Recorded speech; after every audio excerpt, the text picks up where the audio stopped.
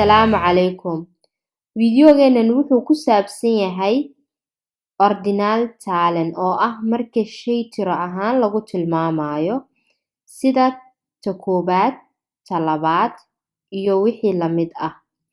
Tirada waa tiradii videogii hore aan ku macnaynay. Linkigiisa waxaad ka fiirin kartaa videogan hoostiisa.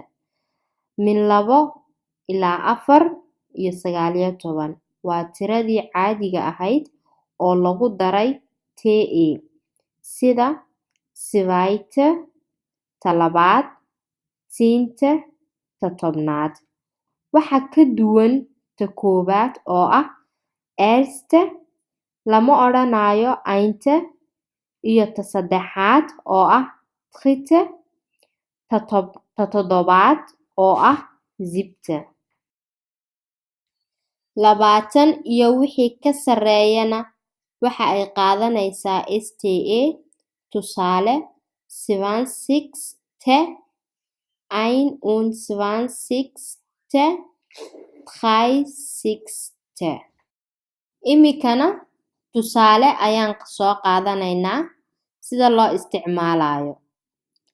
Ich will das erste Buch. Waxaan rabaa buugaas koobaad. Ich wohne in dritte Stock. Waxaan deganahay dabaqa saddexaad. Ich bin am 7.5.1988 geboren. Waxaan dhashay maalinkii 7 bishii 5 1988. Waxaan imikana idiin dhiibayaa hal afgaabe. Waxaad ku soo qortiin tiro ahaan 12.8.1990. Mahadsanid.